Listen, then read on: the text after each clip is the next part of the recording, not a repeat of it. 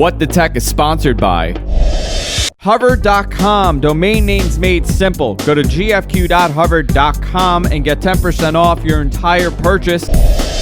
And by Stitcher Radio. Listen on the go via the Stitcher mobile app. For more information, go to stitcher.com/GFQ. What's the tech?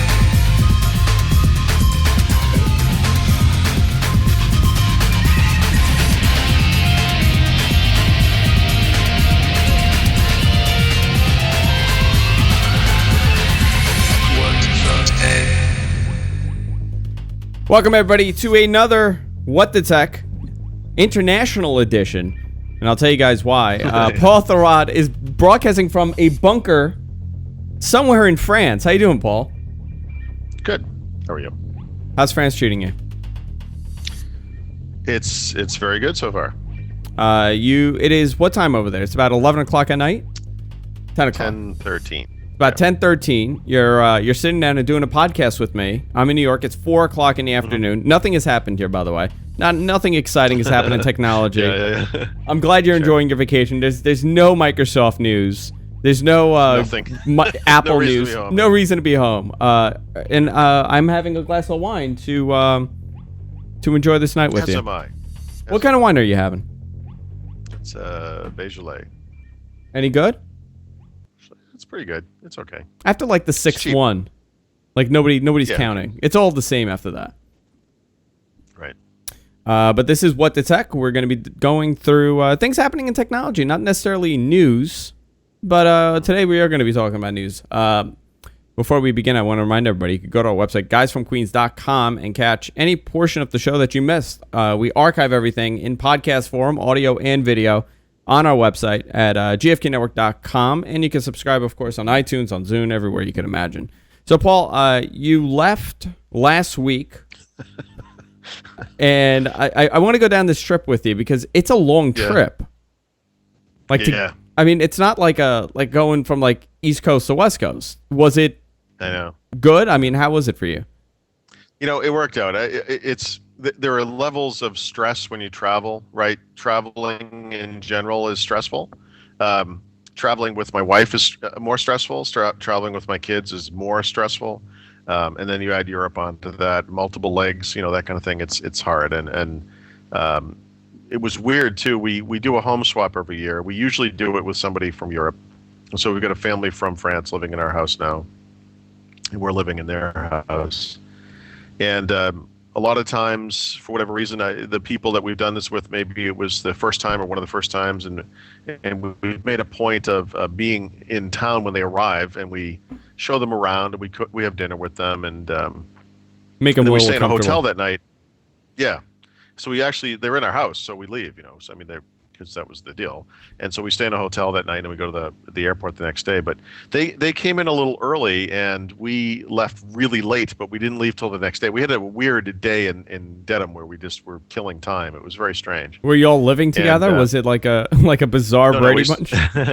No, we stayed in a hotel, and the next day we spent the day at our friend's house, and but the flight wasn't until 10:30 at night. Most international flights, or Europe flights, from Boston are in the 6:30 to 8:30 range, but this one was really late at night, and so it was okay for sleeping on the plane and all that stuff. But we had to fly through London. We went through Heathrow. We had a couple hours to kill there, and then to Paris. And this time we flew through Orly, which is the old airport, the one that's in the south of Paris. And so then we had to find their car, and then pick it up and drive it up to Rouen, which is Rouen, I guess you'd say, north and west of Paris. It's about an hour and a half from the airport. Oh, so it was a drive. Yeah, it was. The other times we've been in France for home swaps, we've been right outside of Paris. This time we're not. We're up in near Rouen. So did you drove up? Drive. Yeah. How is that driving in another country?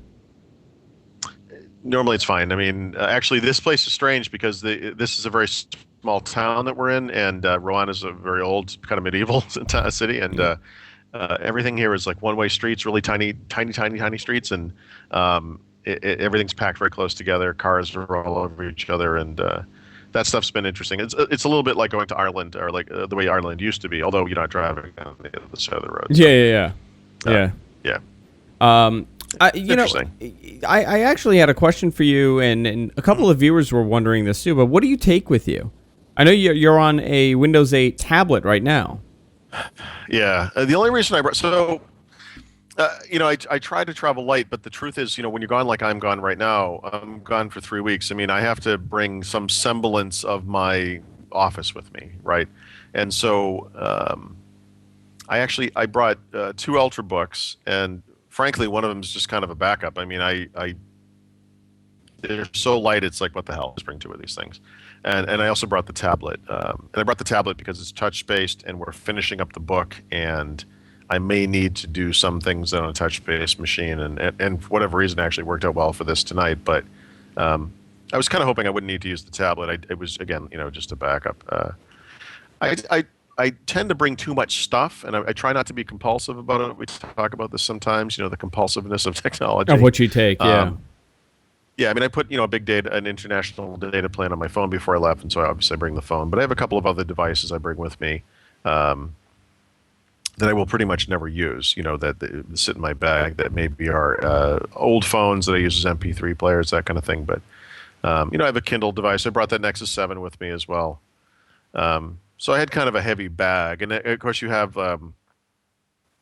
adapters, right, for the different power conversions and so forth, and all of the power adapters themselves. Because I catch myself, even if I'm not going far, like I won't just take my phone. Like if, let's say, we're going like an overnight thing, I'll take my iPad with me. I'll take my phone. Even if I'm going into Manhattan, I need an MP3 player with me because I won't use my phone as the MP3 player. Yeah, this is, by the way, I actually had a discussion about with my wife about this very topic, which is we all seem to be tunneling toward this future where everything was going to be on one device. Remember, the smartphone is going to get rid of digital cameras. The smartphone is going to get rid of GPS devices. And the iPhone was really the first one. The iPhone was the first one to kind of do this. There's only one problem with that. It's battery life. Yeah. And because Apple doesn't, and now other cell phone makers don't allow you to remove the battery, this is kind of a problem. And so we've discovered on this very trip that, like you said, I bring an old phone that I use as an MP3 player. It happens to have a removable battery, the one that I use.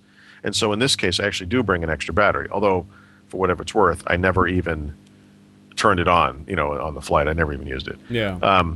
Driving around here, both my wife and I have international data plans on our phones, and we've kind of screwed around. Like Nokia has a pretty good international, maps and all that kind of stuff, and it works pretty well. It's a nice application, but the thing is, like the people here have a GPS in their car, and why not just use that? Why bother using my own data? Like, why not just use that? And the one that's from here actually works really, really well. And I was talking to her about this. I said, it's interesting. I never thought I'd want a digital camera again. I never thought I'd a GPS again. I thought I'd want a free player again. These phones are supposed to get rid of all this stuff, but honestly, you still need them. The reason you were talking about, you don't want to use your phone for that kind of stuff. And frankly, the phone isn't necessarily great at all that stuff anyway. Yeah, and it's nearly impossible depending on what kind of phone you have. The iPhone is the exception to this, and it does a pretty decent job with battery life. But even if you're still, let's say you doesn't matter, it still dies out. I mean, it is the best as far as battery life goes for these devices. But I'll give you one example. Yesterday I was in Manhattan, and I brought my Android phone with me. It was fully charged. I charged it. I've optimized this thing so the battery works well. Even with the latest version of Android on here, it gives you an option to tweak the battery a little bit. I have to add on stuff. That phone is never going to be good. Paul, I've done everything. I mean, I've dimmed the screen down to nothing. It's never going to be right. So, by the way, for whatever it's worth, I did use the Nexus 7 pretty extensively on the plans. And the battery life on that thing is fantastic. Yeah. In fact, it was the reason I didn't take out that phone I was using as an MP3 player was I had watched a movie on it. And I went and I looked because I've not really used it in kind of a real world situation. I've just been testing it at home previously. And I looked at the battery life, and I don't remember the figure, but it was amazing. how high it was, very iPad-esque, right? You know Yeah. how good the battery life was. And I said, screw it, I'm gonna just I'll listen to music on this thing. And I slept for the rest of the flight. I had music playing softly. I always put like some kind of instrumental type music in there. And the thing I think I even took off the headphones at some point. It just kept playing. Like, it played for the rest of the flight. It played, and then it played on the next flight as well. And it's great. It works great. Obviously that type of device is not as convenient as a phone or an MP3 player, but I think that's the hope, is that these devices will have that kind of battery life. Yeah, and I'll tell you one thing that the Nexus does really well is that it doesn't really drain when it's idle, unlike a lot of other devices. I could have this thing. I haven't charged this in 2 days, and I really haven't been doing anything other than it gets the notifications, and the battery's still full. I have 96% battery life on this thing, and that's phenomenal for a device. I mean, it's unbelievable. I don't have. Oh, yes, I do. I'm going to look at mine. Yeah, I'm take a curious. look at it. So I charged it before I left, obviously. I haven't used or looked at it since what I just described, and that was Friday night, Saturday morning. And so what is it? Tuesday, Wednesday? No, Tuesday. And what are you at? Yeah, let me see. But I'll tell you I'm this. guessing it's. Go ahead. I was going to say, I'm guessing it's going to be pretty good. It's good. Okay. Right, but by the way, guys, we are having some latency issues, so Paul and I are a little delayed by splits. are we? Yeah, a little bit. I'm actually thinking we should probably hang up and try calling back. Says it's been running for 3 days, 18 hours, 14 minutes, and 22 seconds on No, battery. I mean that's phenomenal. But here's the crazy thing. On the Nexus Galaxy, I went to Manhattan yesterday, full charge. I left at 9. I left the house at 9. I got home at 1. The battery was at 10%. I did a couple. I did Twittering. I Twittered a little bit on the train. I Facebooked. I took a picture, and that was it. And checked my email. That was it. Finished. Done. You don't get more than 4 hours of battery life if you're using this thing. And it's, how can you listen to music on it? How can you listen to a song? You can't. There's something wrong with that phone. I don't know anything about other Android phones. I can't. I'm not saying this is Android. I suspect every other Android phone in the world works better than this one. It's bizarre to me how bad the battery life is on that phone. Oh, it's awful. But I think it has to do with the screen. I don't think you can fix it.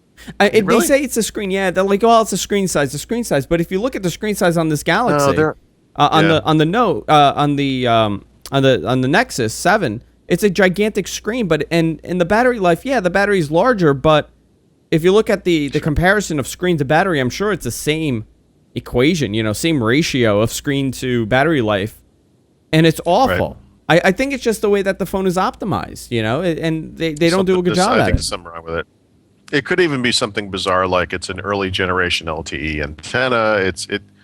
Who knows? Yeah, the LTE also does that. Yeah, I'm not considering the LTE. The LTE is atrocious, but something's not right. Now that you're in France, what are you noticing that people are using? I'm always curious on what international is using, because you hear Nokia's king. Nokia's king in Europe. Yeah. Everybody's on a Nokia, but what is it like now? I mean, it's really shifted over the last couple of years. So I haven't spent too much time around people, I guess. Tomorrow we're going into Paris for the day. I'm going to be very, very curious about that, because the last time I was there, which was in October, on the train, I was looking at people's phones as you would, and I would say it was kind of like 40% iPhone, 40% BlackBerry, which blew me away, by the way, and then the remaining 10 or 20% or whatever was just like feature phone type. So stuff. Wait a minute, last year was 40% BlackBerry, 40% half iPhone, half BlackBerry. BlackBerry and iPhone were even. I mean, it was like a bizarro. It was like what it must be like in Ontario, Canada, or something. Like it made no sense at all. I talked to someone I knew from France about that, and he was telling me that a lot of the kind of young urban professional types in Paris obviously want this kind of a phone for work type reasons. And okay, fine. I don't know. Walking around here, honestly, I see a lot of iPhones, a lot of Android phones. I've actually seen a couple Windows phones. In fact, the last time I was in France was that Paris trip. But the time before that, I was in a Fnac, which is a kind of a French version of Best Buy. And I was standing in line next to two women who both had Windows phones, and they were showing each other their displays, whatever they were looking at. And I was like, what is this? Like some kind of a candid camera? Yeah, what is this, a joke? you know. But I took a picture of, there were Windows Phone ads around the city, which I thought was very interesting. I've seen Nokia ads at a lot of the wireless carrier. They have little storefronts and so forth. So that's been kind of interesting. No Android, huh? But yeah, no, it's Android and iPhone. I've definitely seen a lot of Android phones. A lot of Android phones. I would imagine it. But it would, not like, I don't mean like Galaxy S3 type phones. I'm talking, Yeah. there's kind of a weird middle class of Android phone.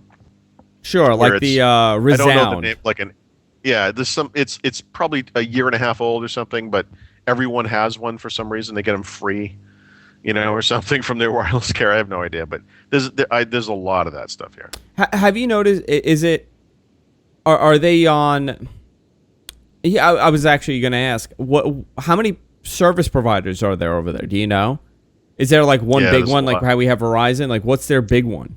No, it's like three, and I'm not going to get these right. One of them is Orange. One of them, I don't know the actual name. Anyone from France is going to cringe when I say this. I do this for the benefit of a friend of mine, but I call them Boogietel. I can't pronounce the exact name of the thing. In fact, let me bring up my phone because I think all three of them will be on here right now. I got to go into the settings to find this, so it'll take forever. But it's those two and one other. Let me see. And hopefully my cellular is off. Because It's it has to be different than here. I mean, if you look, it's mostly Verizon and AT&T here, and I have a relative. I have relatives in Paris, and they were saying how it's so different because everybody offers such aggressive pricing over there, but Yep. they're constantly competing. I mean, they're constantly competing. Where over here, when they came to America, they were actually very surprised that we don't have as many options as they do. And and from what I know, all my relatives in Europe, none of them have service plans. They're all prepaid phones. They'll get an iPhone and they just they pay as they go. Yeah, so the other one is SFR. So it's Orange SFR, and what I call Boogie Tel. It's like Bugis Telecom. I can't pronounce it, but it has to be totally different. I mean, it's fascinating when you look at the mentality, because you look at some place like Spain and Greece, where this concept to be locked into a 2-year contract does not exist. right. It's bizarre. I mean, and everybody that I've spoken to, all my relatives in Europe and even in the UK, we have family there, and they keep saying like, well, no, there's a few people that do the paid plans, but everybody's on some sort of pay as you go plan, and that's how they do. The other it. thing that's really big here is it's not FiOS quality in the sense that they don't get the huge upload speeds, but they sell these internet boxes, and that's what they have here. In fact, everyone in this neighborhood has one, because when you get on the Wi-Fi network and you look at what's available, it's the same. I gotta figure out. Let me look again. I'm sorry. It's the same name, right? It's this box, and what it does is phone, internet, and TV. And in fact, they have it's called Live Box, and they have an Xbox 360 connected to their TV. So wait a minute, And what's the internet box? it's called Live Box. I don't know who makes it. So but it's a wireless type box. yeah. Okay. But it does their phone, it does their TV, and it does internet, right? So what's interesting about it is they have it wired directly into the Xbox, and the Xbox serves as the controller for the TV. It's like a set-top box. And it's kind of the way I'm looking at this Xbox, and I'm thinking, this is what I always wanted. I wanted to use the Xbox to control the TV, because, using FiOS, that the FiOS stuff is terrible. And now you see what it could look like on the Xbox, and it's unbelievable. It's beautiful. And I wish that's what we had at home. I mean, that's one of those few things. The internet here it's got to be 1/5 the speed of what I have at home, if even that. I mean, it's clearly much slower. Yeah. But they're also in a very rural area. I mean, frankly, an area this rural in the United States, I would be surprised if they even had this kind of access. I bet a lot of those places have DSL if they're lucky, or maybe satellite internet or something like that. Yeah. It's not horrible. I mean, but Hey, did you do a compared speed to- test? Did you see what it was like? No, I didn't. No. I'm I'll do curious. that. I'll do that. Yeah, I'll do that before we talk next time. Yeah, because I'm curious on what it is. It's We always terrible. hear about how in America, the speeds are awful and we're falling behind in the internet. But I think it also has to do with the fact that we're a much larger country. Number one. Yep. We compare it to something like South Korea. I was just reading, and I was going to put in the notes, but I thought we could just talk about it anyway. But I was reading about how they did another test of, I guess they did another poll of who has the highest speeds, in the world. Mm-hmm. And we were like, I think we were in the top 10, but we weren't high up there. But the countries that they showed had such smaller populations than we did. They showed South Korea. They showed another, Asian country. I forgot where it was exactly. I got to pull the article. But I thought it wasn't a fair example Right. of what it's like. When you look at the country, we're doing awful, but the middle of this country is pretty big. Yeah, these things are really hard to compare. I believe if you were to go up into the most northeast portion of Vermont, which is literally the middle of nowhere, but it's also in the northeast United States, which is kind of not the middle of nowhere, you still have very limited access to the internet. In fact, you might still have dial-up up there. It's a weird kind of a black hole. Verizon got into some trouble up there because I think they were legally required to provide internet access even to remote areas. They didn't want to do it because they were going to lose money on it. They tried to sell it to a local company. I didn't follow up on how that all turned out, but it's kind of a big stink because it's really, really rural. Yeah. And the place we're here is not quite as rural as that, but it's rural. And it's interesting because it's not just the internet. You see things here that I know that if I was in like rural Vermont, these services just wouldn't exist here. So they have like really modern, nice buses that take people into the city. Yeah. Right. And so if you live like an hour north of Montpelier or whatever, is somewhere in Vermont, probably not going to have that kind of a service. Let alone good internet.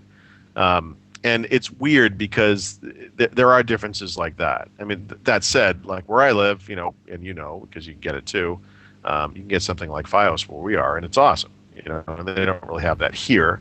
But maybe if you lived in Paris or in a more populous area, maybe you would have something better. But do you think it has to do with the fact that France has 64, 65 million people, and we have 314 million people? Do you think that plays a factor in the fact that we're not growing technologically as fast as some of the other countries? No, actually, it's weird because France is far more densely populated than the United States. So even though they have far fewer people overall, they have far more people in a much smaller area than we would say in an equivalent size part of the United States. I know this from talking to these people years and years ago back in Phoenix when we first got cable modems, that there's a problem with density. You see it when you go to trade shows. We go to these tech trade shows and no one can get online, even though there are wireless repeaters all over the place. And the problem is that you reach a certain density and you can keep putting wireless repeaters all you want. It's not going to work. There's just a density issue. Yeah. And so I think that's the other part of it.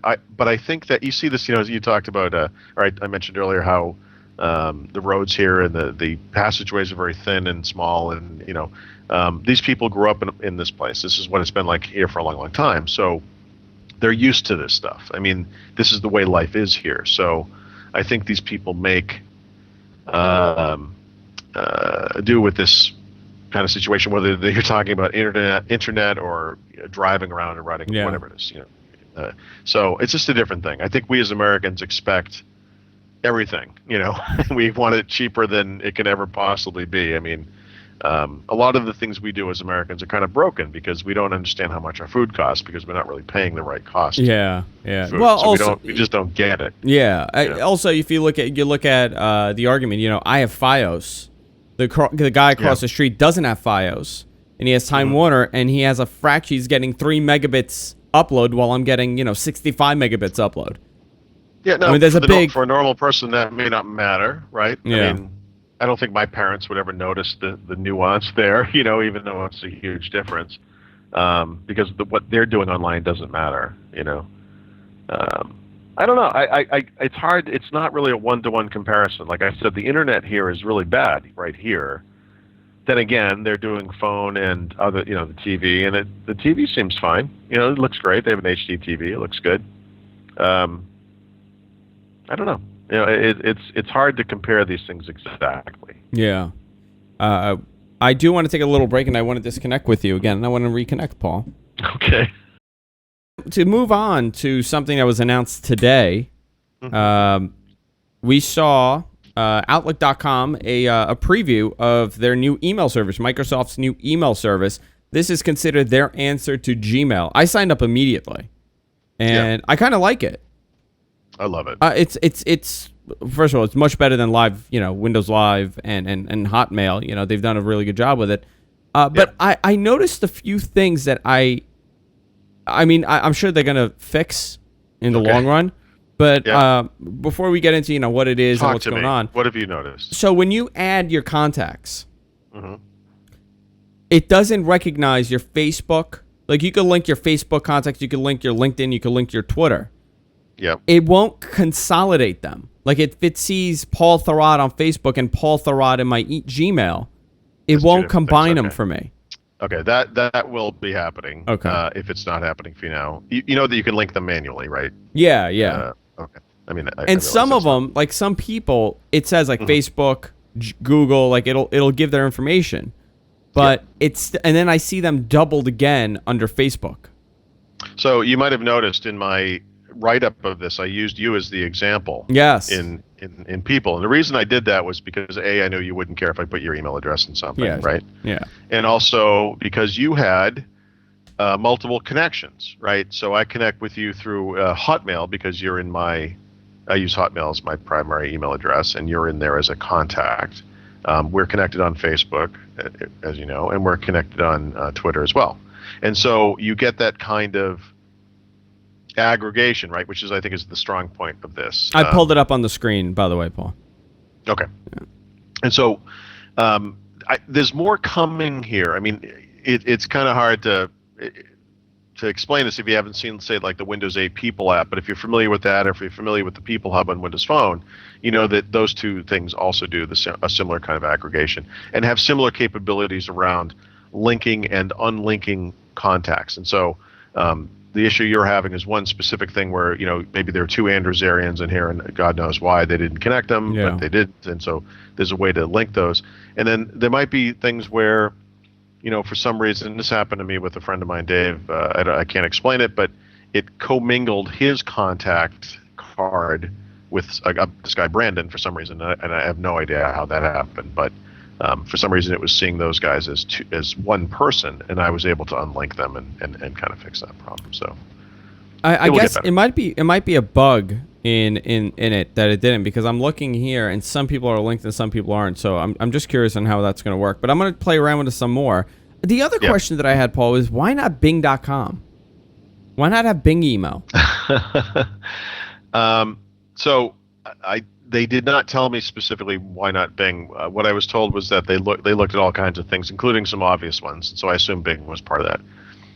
I think the reason they chose Outlook over whatever else is because when people think about email and Microsoft, they think Outlook.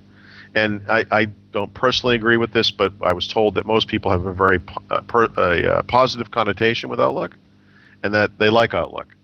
And if you think about the way they retroactively renamed their tablets as Surface, right, which was a name they were using for their giant table products, those weird touchscreen things they had before.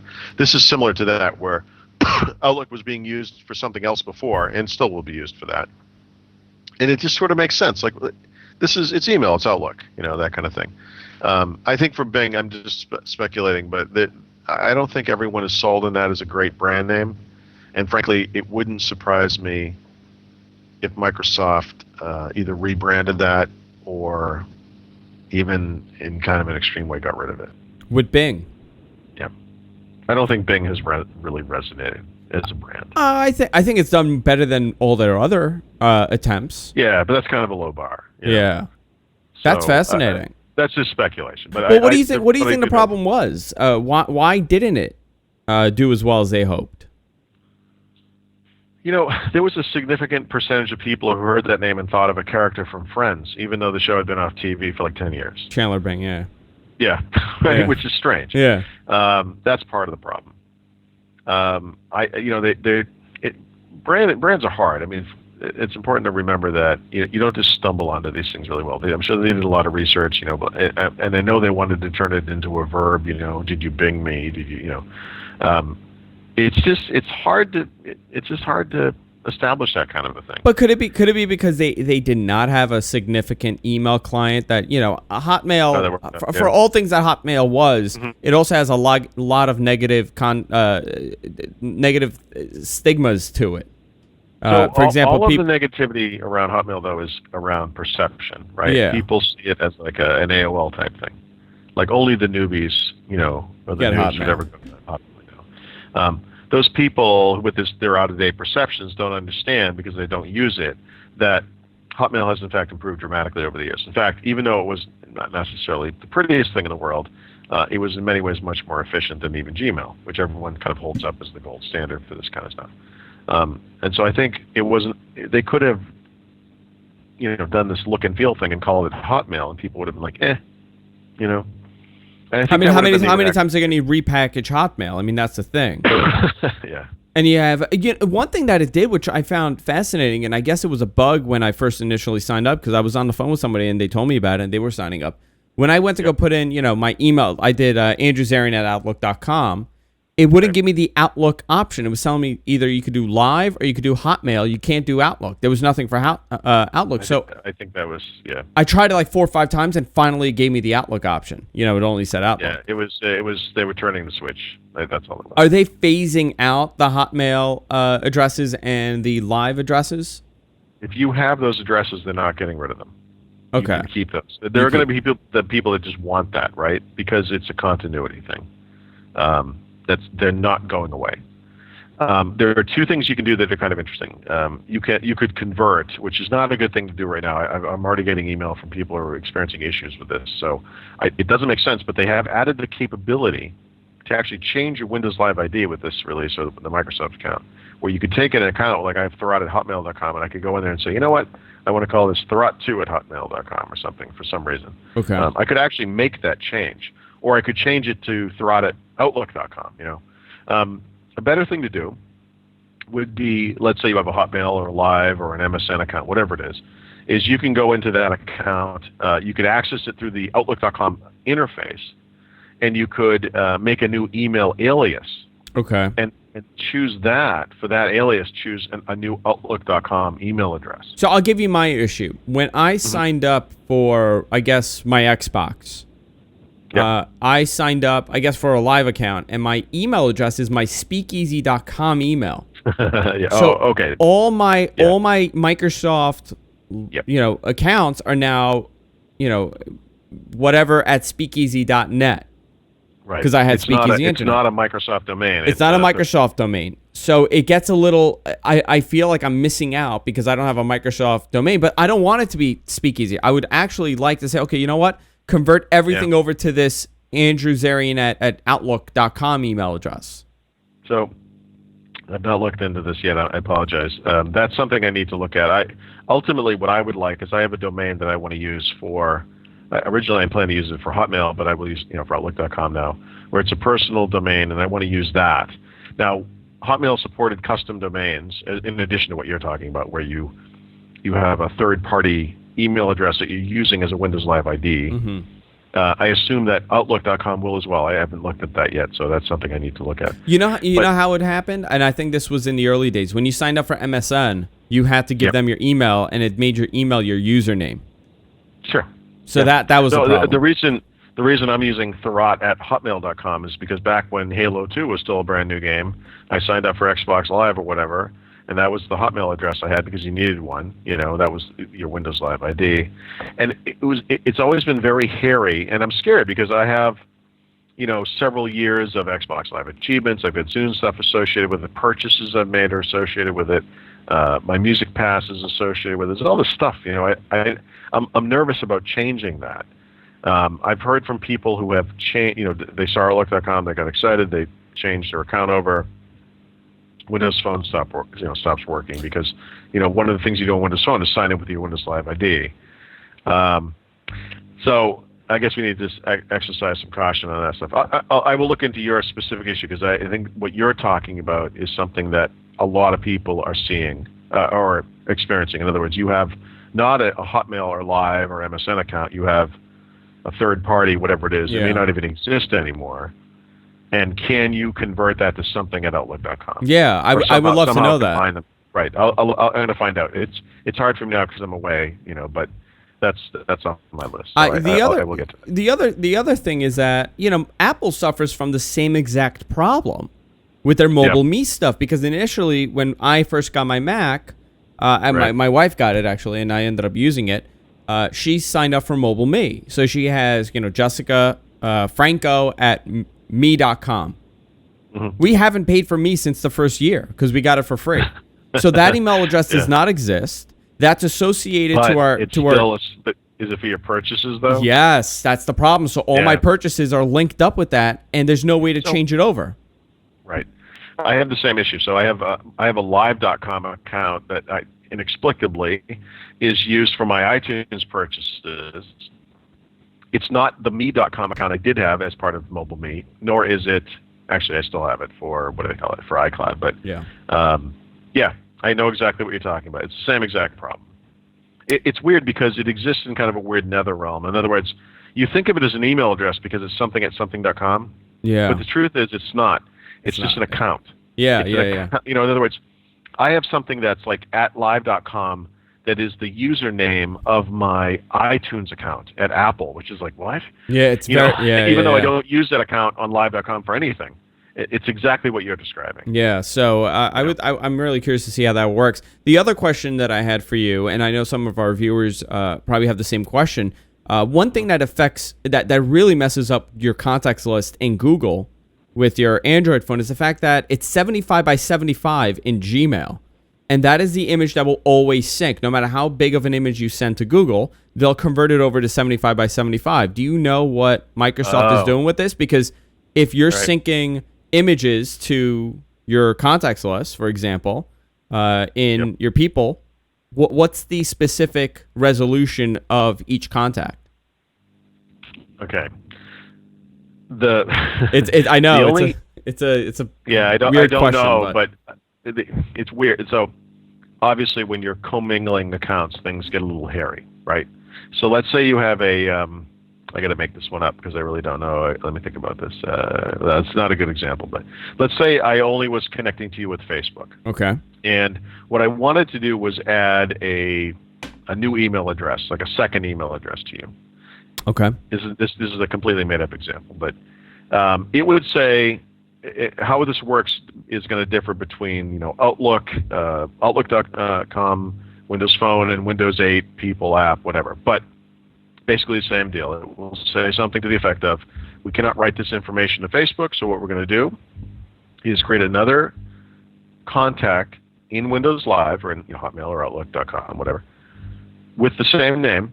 And then we're going to add that information to that, and then we're going to link it to the Facebook account in your account. Okay. That's how they would do that, right? A little strange. And so the reason I mention that is because when I look down at my own contact list, and I'm going down the list, the only people that have pictures associated with their accounts are the people who put pictures on their accounts in Facebook. I get. Yeah. So the picture you have of you is your Facebook picture. That's what's there. Yeah, the because people who are with not Google, Facebook. with Google, that takes precedence over whatever your Facebook is. So even though I have my Facebook contacts synced up to Google, it'll always. This is a long-running issue on the Windows Live side because there are two ways to look at this. I use Messenger, which is their instant messaging service as well. So a buddy of mine could go. I have a friend, Bob Smith, and he's like, I want to be known as Exemplary Eagle or something, some stupid name, right? And so I look at my contacts list. I have no idea what that means. Who is this person? I want to change this to Bob Smith. It used to be that you couldn't do that in Messenger. You had to accept what they had. And if they put a picture on there, you couldn't change it, right? Like it would say, oh, this guy already set his picture in Windows Live, so now you can't change it. And my argument was always, I don't want to change his picture. I want to change the picture I see. That you see, yeah. It should be changed in my account, And so I'm going to have to experiment with that kind of thing too. I don't know. Right now, what I can tell you is that the only people I see pictures for, they're coming out of Facebook. I believe it's every single one of them. I don't think I'm seeing a picture for anyone. I'm gonna have to play around with it some more. Yeah. But I think this is a serious competitor. I actually like it a lot. I like the Outlook name. I've always felt a connection with the Outlook name, and it's bizarre to say that, but I stuck. I stuck with Outlook for a long time. I didn't want to go over to Gmail, Sure. and I stuck with Outlook, and I had an issue where my computer crashed. I lost all my emails because I wasn't backing. Who sits there and backs up the PSDs on a regular basis? I lost, a good portion of my email, and Yeah. I said, hell with this. I'm just going to go to the cloud, and that's how I ended up going over. And I think a lot of people that's been the main reason why they've switched over. But I think it's great, and it's everything is kind of streamlined into one look, the Metro look. Yeah, it's what's interesting is the Metro stuff. A lot of people are very critical of it. It's it's kind of designed for touch interfaces, and it's not very efficient with mouse and keyboard and everything. It's fascinating to me that the web interfaces from Outlook.com are very much oriented for keyboard and mouse. So all of the keyboard shortcut stuff works. You can use Gmail keyboard shortcuts if you want. You can use drag and drop if you want to manage your email and grab some emails and put them into a different folder, which is something you cannot do in the Windows 8 Mail app. And so this, I think, is a hint of the future for Metro on Windows 8 and Windows RT, but it's here now in Outlook.com. So if you're curious, if you were wondering whether a Metro style UI could actually make sense on a traditional computer, this is a great example. Yeah. It can. And like the calendar feature has not been updated. It still takes you to live, and I believe what was the other one? I think that was it. Calendar and SkyDrive are the two that don't point you to the new look. But I'm sure those are going to be nice. Are you not seeing the new SkyDrive? No, I'm seeing Windows Live. Oh, that's interesting. Yeah. So I do see the new SkyDrive. Make sure that hasn't changed. So SkyDrive is going to change to something, very much like the Windows 8 app. Yeah, I've right? I've seen the images. That's why I was surprised when my SkyDrive wasn't changed. Oh, that's interesting. Okay, I'm not sure why that's the case. And then Calendar's coming. I mean, I was told that Calendar was last because from their data, they can see that most people don't access the web interface for Calendar anyway. They use it on their phone, or they use like an application like Outlook, instead. So that wasn't like a huge priority, but obviously mail and contacts management was a big deal. We also got some information that the Surface tablet will be shipping October 26th alongside Windows 8. Yes. This week, yeah. which we finally have a day, but still no official price, right? Right. And it's important to remember that it's only the RT version, right? It's the ARM-based version of the Surface tablet, not the Intel-based version. So the Intel version of the of the Surface tablet won't ship for 90 days, according to Microsoft the last time they mentioned it. And so 90 days from October is November, December, January. It's a long time. So do we have any indications on what the pricing will be? We know it's probably going to be competitive with the iPad, but how competitive will it be? So they did provide a statement about that, because sometime last week there was a kind of a baloney story from a Swedish $1,000 site. Yeah. And so what Microsoft came out and said was the ARM-based version of the Surface tablet, the one running Windows RT, will be priced competitively with other ARM-based tablets. And the Intel-based version will be priced competitively with Ultrabooks. And so to me that says roughly $500 for the RT version and roughly $999 for the Intel version. I mean, that's kind of reasonable. Yeah. $500 for the RT is kind of where it should be, really, if it's going to compete with the iPad. And I think the reason they haven't announced it yet is because lots of things change, right? So let's say the Windows RT tablet is coming out on October 26th. But one of the items you have in the notes is that Apple is apparently doing this event in early September. Yeah. What if Apple announces that the new starting price of the iPad is now not $499 for an iPad 3 or $399 for an iPad 2, but is now $299 or $349 or whatever, for whatever they're doing? That may cause Microsoft to adjust their pricing. So I think it makes sense when you announce a product in June not to announce the pricing until you get closer to the final release. So even though it's been semi-controversial, I think it makes sense. Do you think they could potentially turn around? Because the rumors are that we're going to get the iPhone 5 is going to be announced, and it's going to be released end of the month. So in about 2 weeks, they probably do it that way. Pre-order will begin. They'll ship in 2 weeks. They're going to also announce this 7-inch iPad, and allegedly, those are the rumors. And that'll I'm just, in a way, I don't know if that's going to work. the 7-inch iPad. Yeah, and listen, I'm always wrong about this stuff. Anything with Apple, I was one of the first people that said who would want an Apple phone. Yeah. I was sticking to my Trio. I also said the iPad is really dumb, and I think it's a great device. I use an iPad. How I think will this do? I think it's going to do great. I think they have to do this. This is, in the same way that Google had to make the Nexus to take back the 7-inch Android tablet market from Amazon, right? Apple has to make a 7 or 8-inch, whatever it's going to be, version of the iPad just to stem the flow of low-end customers to the Android platform, right? Because the problem is they're getting killed on the phone side. Apple has one great quarter every year. They release a phone. That quarter, they kick ass. Everything's great. And then for the remaining 3 quarters, Android destroys them. Yeah. If you do that for 3 years in a row, it's game over, right? So they need to kind of change the metrics a little bit of the game. And I think on the tablet side, this is just a response to what's happening with Android, where you don't want to become the iPad to become the next Mac, where everyone says, yeah, no, it's the best one. We get it. But, it's a little more expensive. It's a little more than we need.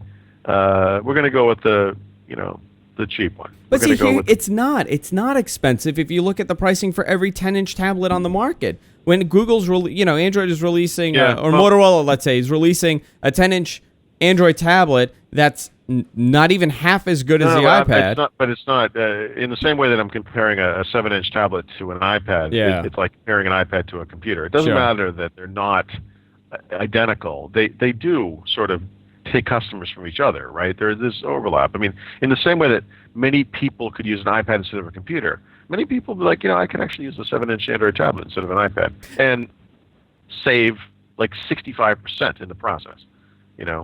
It's a big amount of money. It's a huge difference.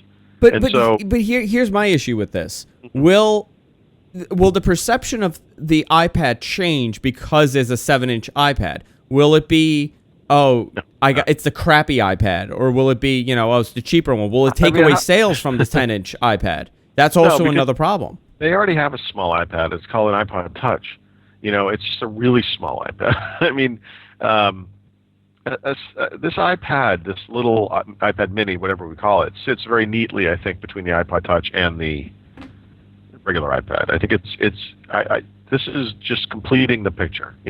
There are certain people that are going to be attracted to each one of these devices. They're not mutually exclusive.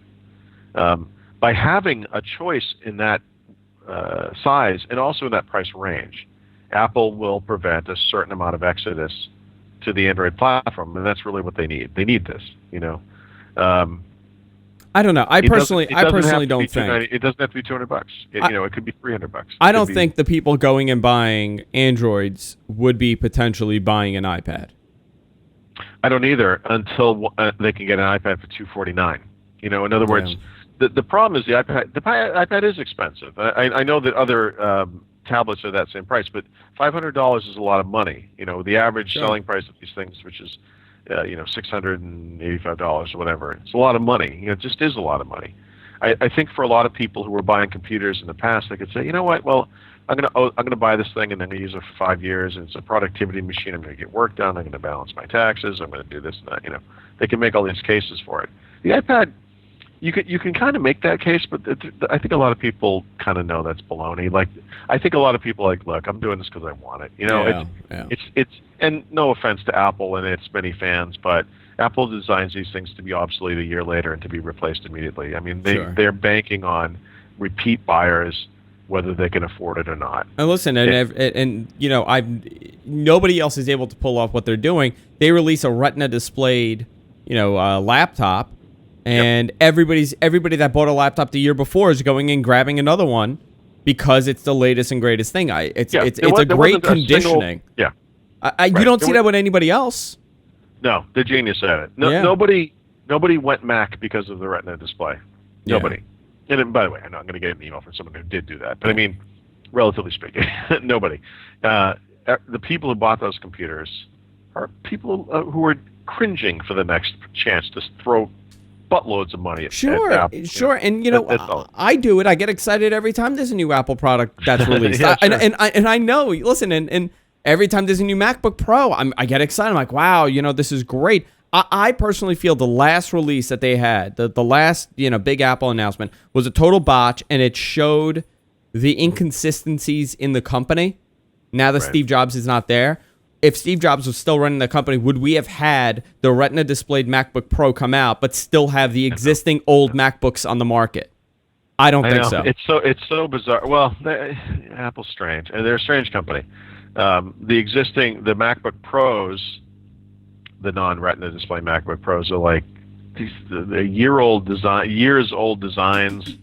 We talked about this. 13-inch model still has that weird 1280 by 800 display, which is and really the Air, it's bargain basement. I mean, it's terrible. Yeah, and the MacBook Air has a much better display than the MacBook Pro. I know, it's crazy. It's like they're begging you not to buy this thing. Now, what is this? Is this This is them making a transition. Okay.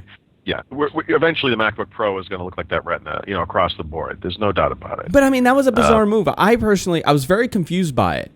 They just weren't ready with the other parts. I just think this was in other words, maybe the screen was really expensive, right? We can't charge $2,000 for a 13-inch laptop, but we could charge $2,300 for a 15-inch one because these people are accustomed to understanding that the 15-inch version is a really nice one. But I mean, why not put the MacBook Air display on the MacBook Pro that has a much better display? It's things like that really are strange to me. Okay, so it's weird because I think they really are trying to get away from that design, the non-Air design. And if they had put that Air display on the 13-inch MacBook Pro, a lot of people would have bought it.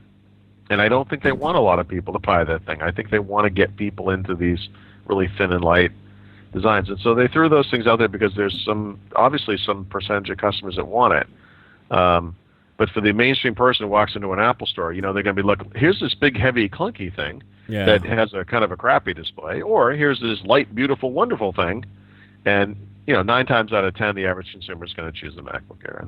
And I could just see... I think they wanted to make it an obvious choice. I'm telling you, I'm going to see the holiday season. Parents are going to go out. They're going to buy iPads. They're going to bring it home to their spoiled kids. And they're going to say, but Mom, this is the one that sucks. I wanted the bigger one.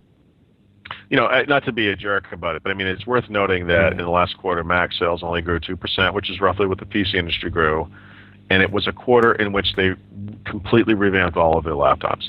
And so they came out with new versions of the MacBook Air that featured the exact same body as before. They came out with new versions of the MacBook Pro that it featured the exact same body as before. And then they came out with this new Retina display, which was too expensive for anyone to buy. And that's why that happened. It's just a transition. That's all. Yeah. Also, they're going to be announcing a new iPod Touch with an identical iPhone display, 1136 by 640 display, 4-inch display on it. I'm dubious about that. Okay, for what reason? Apple has never released an iPod Touch at the same time as an iPhone, and has certainly never released an iPod Touch with the same specs as the iPhone at the same time. And so if they do that, this is like a new thing. They're always a year behind. They're always a year behind. Yeah. And or at least some months behind, depending on how the releases go. Because they've kind of switched up the way they release the iPhone now. This will be interesting if this happens. I mean, a new iPod Touch, a new iPad Mini, right? A new version of the iPad 3, apparently, which is crazy. I don't. But would they do it? It is crazy because it hasn't been a year. I know. And they're so releasing weird. a new one. I mean, they made this big fuss about it. I actually don't think we're going to see an iPad. If I'm going to throw it out there, there's something in Apple's DNA that makes it hard for them to release a product that's thicker than the version it's replacing, and that's what they had to do with this iPad, right? I really think that bothers those people. You think it's been like a big thorn in their side that they had to do this? I really think it's they loved. I was always amazed. Steve Jobs, when he talked at the various trade shows, always thinner, smaller, every single time. That was the biggest thing in the world for these people. It was obsessive and compulsive and a little weird, a little unnecessary. There's no doubt that the iPad 3 is a little heftier and a little thicker than the iPad 2, but that's like saying that, one form of gas is slightly heavier than another form of gas. Yeah. These things are thin and light and get great battery life regardless. But I think they're obsessive about it. So this, I know nothing about this, but I look at this kind of rumor and I think, you know what? This sounds like Apple. They don't like this. This bothered them. They wanted that thing to be at least as thin as its predecessor. Yeah, and they couldn't do it. They couldn't do it, but they had to release it because it's been a year. And maybe now this is their makeup for that. We'll see. Maybe this doesn't happen. Maybe it happens in the spring. Yeah, I mean, they put the Retina in there. It was a lot of positives, but if it was thinner, it would have been home run. Yeah, it would have been a home run. I mean, they would have, if they went, I mean, just even slightly thinner. By the way, something to consider too. So, the most recent quarter, Apple sold, off the top of my head, I believe it was 17 million iPads, which is a record, right? So these things, they're exploding. So the iPad 3, in its current sort of thick state, it's weird to even say that, right? It's thick and heavy, sort of, for an iPad, which is, again, picking nits. If I were them, I would look at that and say, you know what? We're not doing this now. We're doing it next year. Because people are buying this thing, and they're going to keep buying it, and they're going to buy it at Christmas time. We don't have to worry about this. They are, Paul. And one thing that we're not putting into consideration, I personally think that the day of, I could see them phasing out the Wi-Fi edition of these devices. I actually wish they would. And I think they are, and I'll tell you why they're going to do that. Verizon and AT&T have both changed their pricing structure and their plans. And now with their family plans, you could also share data. Before you couldn't do this. So now it's only $10 a month extra to add an iPad onto your plan. Before you had to pay, the $50, $60. You know what that does too is it answers the big problem with the iPad, which is that as the sales of this device increase, it doesn't generate as much income for Apple as the iPhone does. And this is like that thing. They need to get this on this revenue model. I think the iPad with the 3, or I guess it would be 4G connectivity makes a lot of sense because it's pay as you go. People don't have to use it. It doesn't cost you anything to get it and not use it. But the people who do use it are going to love it and they're going to use it a lot. And I think it will generate a lot of income. I agree. It should just be that way. No, I think and you know what, they could turn around and be like, you know what, the 10-inch model is Wi-Fi. It's both. There's no option for a Wi-Fi model. And the 7-inch Wi-Fi only. Wi-Fi only, yeah. And that's how you keep the price down and how you make it more of a direct competitive, product with the Nexus 7 and the Amazon Kindle Fire. Yeah, that's how you do it. I personally, I would have bought. I don't have my iPad is Wi-Fi only. The only reason why I have not bought it is because I couldn't justify spending another $60 a month for 3G access at the time, or at the time it was 3G. There are little problems with it. I bought an AT&T one last time around. I got the 4G, excuse me. You can't tether on AT&T, at least not yet. I guess that's coming. That too would be kind of an interesting thing to be able to do, like pay for a tethering plan and use that, because here you have this device that gets awesome battery life, and then you can share its connection with your other devices on the road. Like I do tethering on my phone, but let's face it, I mean, tethering on a phone is kind of a last-ditch option, or maybe you're in a place where you can plug it in because it's like taking a gas guzzler up a hill. You can watch the meter go down as you use it. And these are little things, Paul, but they're crucial as far as the longevity and the sales perception of these devices. I honestly think people are with these new pricing structures for the data plans being, if you have a family plan, you get these data plans, and rather than spending another $60, you're spending only $10 and you're sharing the minutes. I use no 4G. My 4G plan is maybe I'm using 300 megabytes of data out of the 6 that I have or the 5 that I have. So I could go and say, okay, you know what? For $10, I could justify spending an extra $120, whatever it is, getting a 4G iPad and having it on the go. I think this is going to be crucial in that way. I honestly think they're going to be able to sell a lot more of these devices. Sell the same amount of devices, but at a higher price. Yeah. So, they're going to come out with the earnings and they're going to be like, Apple made a ton of money in the fourth quarter. Well, they sold the same amount, but rather than spending $399 or $499 for the iPad, which people perceive it as it's $499, they're spending $600 and they're getting it with the 4G. Yeah. I think that's going to be their way in because they have serious competition. And when the Surface comes out, it's going to be a serious competitor because people are going to think, well, it's Windows. I have everything on there. Yeah. You know, the whole thing with RT that we're saying, you know, it may hurt them because it's not really a full version of Windows. I think it's going to help them in the long run. Every time I see someone pull a keyboard dock and all that baloney for their iPad, I feel bad.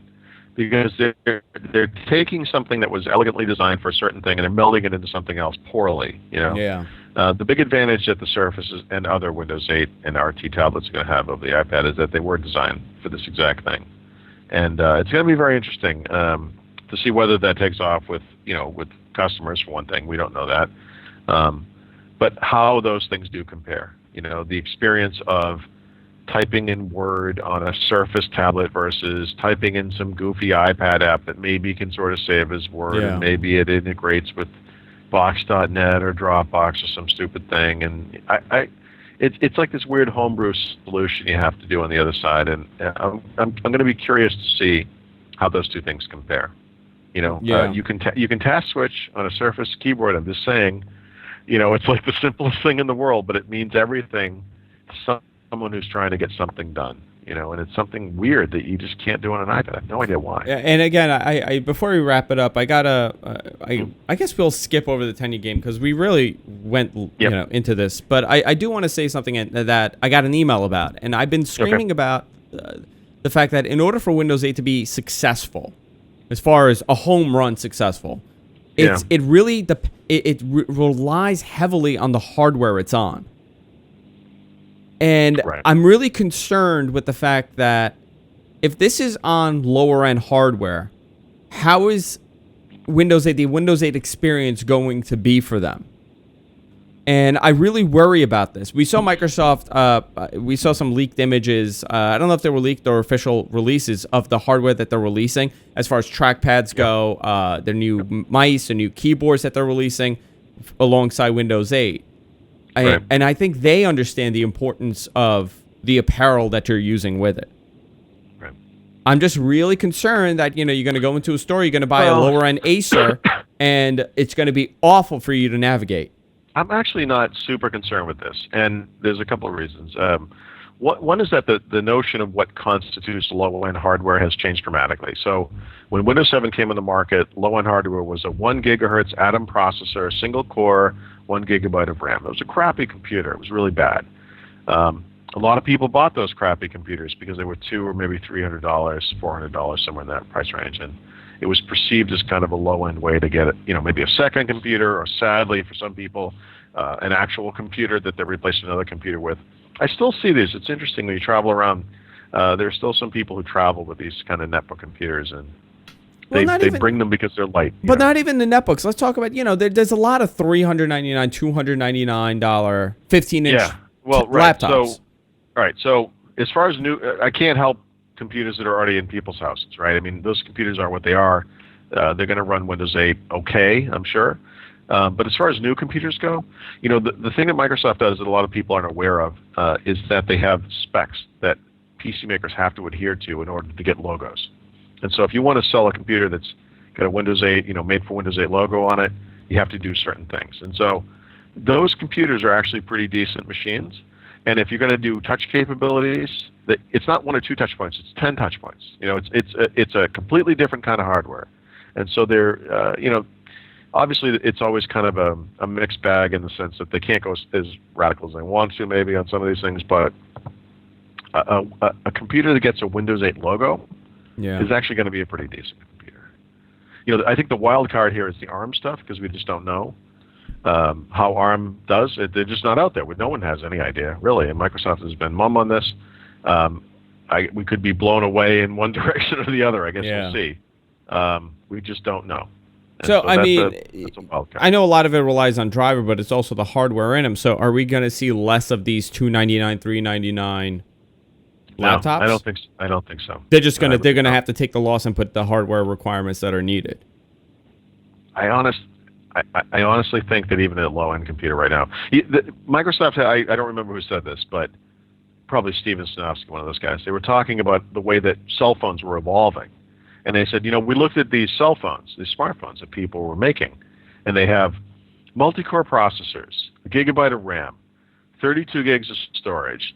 They have an HD display, like 1280 by 800 or 1280 by 720, whatever, blah, blah, blah. They have graphics. They have, like, graphics hardware in them. Yeah. Right? That's a computer. That computer runs Windows. I just described a phone, These ARM devices, these Windows 8 computers of all kinds, the all-in-ones, laptops, ultrabooks, convertibles, the folding yoga things, and all that stuff. That's the baseline. They're going to go up from there, I really think that we're going to see some incredible hardware for Windows 8. And I'm hoping. I really am. And even on the low end, I think it's going to be Yeah, okay. because when I installed it on two separate. One is an Acer and one is an Asus. And, one was a $499 laptop, and the other one is another, $399. And the user experience was not good. Well, and that's why I don't want to make my judgment of this operating system. Mainstream in the PC space is going to be like $699 and $999. It's going to be a 2.5 to 3 pound Ultrabook. It's going to have a 13-inch screen. It's going to have minimum 1368 by 1366 by 768, but more likely 1400 by 900, 1600 by 900, that kind of thing. But what about the trackpad, Paul? The trackpad. All right, so you can't see it, but in front of the tablet that I'm broadcasting through, I'm using a Samsung Ultrabook that has Microsoft's beta, well, actually not Microsoft's there, the trackpad maker's beta drivers for Windows 8, and it does all those gestures and stuff in the trackpad. And so this is not a touch-based machine, but it has touch gestures in the trackpad. Oh, very interesting. Yeah, so this stuff, it's all coming. And by the way, if you're going to ship a trackpad in a Windows 8 laptop to get the logo, it has to have those gestures. Has to have it, okay. It has to have it. This is not optional. And so I think the experience is going to be better than you think. Yeah, because Windows 7, I mean, people are saying, well, how is it now Windows 7? It's still crappy, but you don't notice it as much. Right. Well, because this stuff is not as... reliant on the fluidness, I guess. You're not... Yes, the fluidness. The fluidness of the trackpad. With that said, it's time to wrap it up, Paul. Okay. Paul, once again, is broadcasting from France. So for the people who are going to be listening to this after the show that are going to say, why is Paul's audio bad? It's because he's in France. Why does he look like crap? Well, what's going on there? And I enjoyed my wine. I'm all done. So I think I'm going to have another glass and go to my bedroom and sit in the air conditioner. I'm going to work from bed for the rest of the day. Nice. That's what I'm going to do. You can go to our website, guysfromqueens.com. If you miss any portion of the show, you could go check it out. We're on pretty much every place that you can find a podcast. We're in Zune. We're on iTunes. We're everywhere. Stitcher Radio. So go to gfknetwork.com. You can download the show there or subscribe to us on any number of our services. You can check out Paul's amazing website, winsupersite.com. I'm a big fan of winsupersite.com, and there's a great rundown of everything in the new Outlook.com email service. There's some great posts there. You go through the contacts, you go through the email service, so a lot of great information there. Also, Paul does a great show called Windows Weekly on the Twit Network every Thursday at 2 p.m. I'm curious to see that show this week. I want to get Mary Jo's opinion on that because I'm really interested to see what she thinks Enterprise is going to think of this, or if they're going to implement it in any way. I don't think she's impressed by that. She's not. She doesn't like it. Really? Yeah. Well, I think the consensus is that enterprises are not going to adopt Windows 8 in any dramatic numbers. I actually wrote an editorial yesterday that went out today that I have some concerns about, 10 years from now when we're looking back, and Windows 7 is to that time period what Windows XP is today, that OS that we're never going to get rid of, that people will cling to this old version of Windows. Yeah. Because they're still using these kind of non-touch based, what we would then think of legacy PCs in the business, and they're just stuck on Windows 7. Well, Paul, the other option would be, and it's weird to think that they could go backwards to their old model, but Windows NT. What if they have an Enterprise edition without it? Maybe that might be the answer. They have Windows Enterprise. No. You strip it bare. You go back to how it was. I hope not. You put NetMeeting back on that thing. Oh boy. Yeah. You know I what? That love is an networking. interesting concept. You know, that's it. It's interesting if they could potentially do that to keep enterprise happy.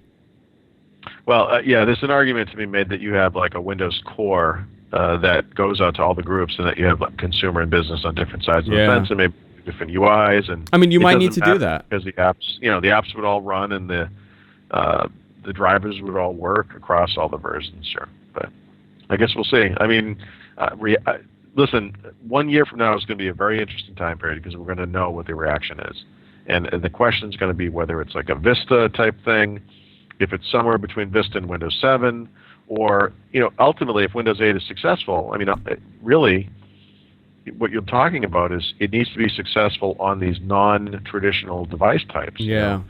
Windows RT version needs to be. Well, I very think that's going to be successful. I do feel that that's going to be successful. I just, I feel and fear that they're going to end up having to split consumer and enterprise. Maybe that wouldn't be such a bad thing. Because what's going to happen with the next version when it's even more metroized? I know. What is their heads are going to explode. IT managers all around the world, they're just.